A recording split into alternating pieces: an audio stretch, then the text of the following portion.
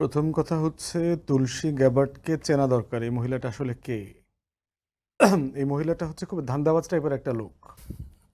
সে হইল জন্মাইছে ধরেন একটা মিক্স ফ্যামিলিতে। একটা আমেরিকান হোয়াইট, বাবার দিক থেকে আবার হচ্ছে ইন্ডিজিনাস কমিউনিটির একটা ইয়ে আছে, সামোয়া কমিউনিটি আছে আপনার জি, হাওয়াইতে।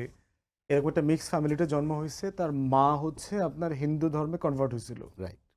কনভার্ট হওয়ার পরে তার ছেলেমেয়েদের নাম কিন্তু সব এরকম হিন্দু নাম রাখছে। তুলসী, ভক্তি, তারপরে এরকম কি সব নাম ৪-৫ জনের ৪-৫ টা নাম রাখছে এবং ছোটবেলা থেকেই তাদেরকে ইয়োগা প্র্যাকটিস করানো, ইসকনের যে সংগঠন আছে আমেরিকাতে, সেই ইসকনের সংগঠনের সাথে ইনভলভ করা, গীতার ভ্যালুজ এর মধ্য দিয়ে বার করানো।